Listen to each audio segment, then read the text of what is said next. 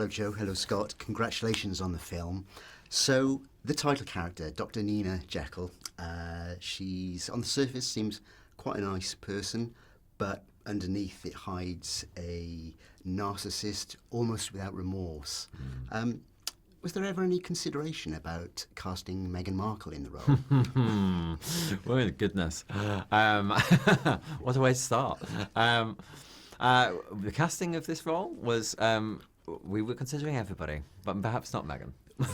Fair enough. Yeah. So, Scott, you get to play a lot of the film, a lot of scenes with Eddie, who is known for his ad-libbing, for his improvisation.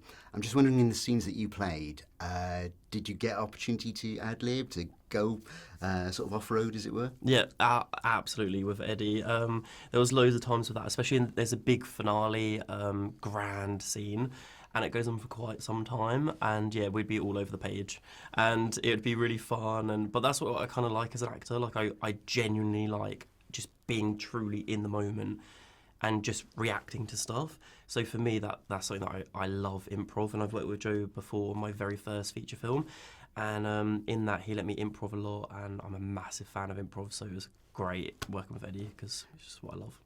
Did you have to keep up with him, or did he have to keep up with you? What do you reckon? That's a question for you. What do you reckon? Well, such different character moments that you kind of have to react so much to.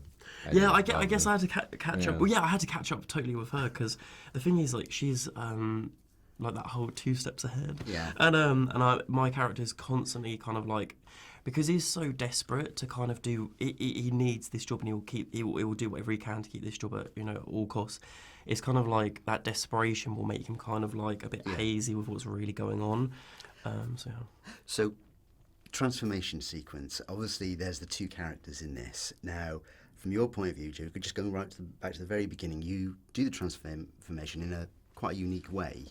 Was there any consideration in this age of CGI to do it that way, or even like the scene in American Werewolf, done like that? I always wanted the idea of Hyde to be something that was internal, and so while the transformation that we do is there is a physical element to it, without sort of giving anything away. It was always intended to be done that way. I really like to call back to like the very early Jekyll and Hydes, where the effects aren't there in terms of visual effects, but the feeling's there, and it all makes sense, and it sort of feels that much more raw because it's all coming from the actor. And so it feels internal, it feels raw, it feels emotional. And that was the kind of the thing. And I wanted to call back to the way they're throwing themselves around and kind of the twisting and the turning and the screams and the shadows of the hand on the face. And it's all kind of really wanted to be inspired by those films, by those classic films, and not really go into the digital space. Because I think audiences are getting smart to what's digital, what's not. And, when we do something horrible, it's practical, even if it's, So there's very little visual effects on our side. It was all in camera, and that was really it was a hell of a lot of fun to do that. I wanted to do it that way. So on the case of makeup, you get an opportunity to wear prosthetics in this in a certain degree. I'm guessing that might be your first experience of it. How did you find it? Yeah, so I love gore and stuff. Like, I'm a massive horror fan, so for me it was really cool. But oh my god, it took hours. I think I was in that for 6 hours or something. Just sat there, and the chair had no back. So I was like, after a while I was like, yeah, it's cool. And after a while I was like, oh my god. So that was the main thing, my back. But once I was in it, I loved it, and I thought it was really cool. But I was in and out of it. As soon as it took 6 hours to put on, we filmed for about 10 minutes, and I was like, right, off. So Yeah. It's the glamour of filming. Yeah, it's very glamorous. So then finally, again, this is for yourself, Scott. I was looking at the credits as they rolled, and you yourself have given thanks to Ed Wood.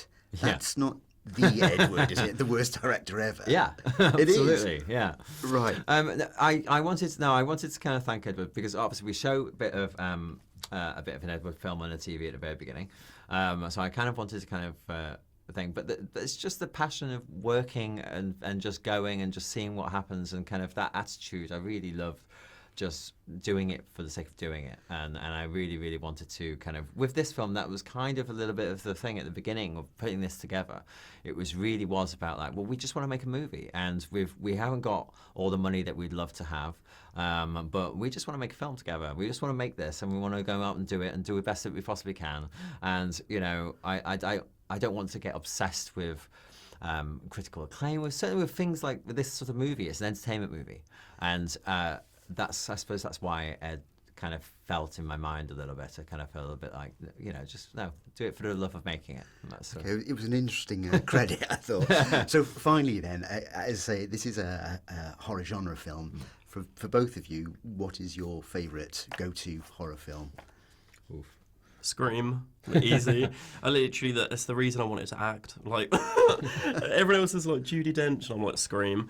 But yeah, I watched Scream when I was 7, and then my brother and sister taught me that it was like playing the game It, and I thought it looked fun. So yeah, Scream. Scream's the best horror film for me. And what about yourself, Scott? Oh gosh. Do you know, I like so many different types of films that I kind of class as perhaps sort of, they have horror elements. I remember probably the first time that I was absolutely terrified in the cinema was Jurassic Park. And I think that kind of is probably the one that I had to be reminded there was a movie. And I think that feeling, when you get so lost in it emotionally, is one that sticks with you. I also remember watching The Shining on television secretly in my bedroom and then being terrified, and my mum very kindly checking in to see if I was asleep, and saw that I was watching The Shining and terrified. Knew that I loved movies and just said it's okay. So and then sat and watched it with me. So she knocked at your door and didn't put an axe through it. No, absolutely. So you know, allowed me to watch that great film. Too young probably, but yeah. These films, you're making me feel very, very old. But thank you, thank you both for your time, and congratulations on the film. Thank you very much. Thank you. Thank you. Thank you.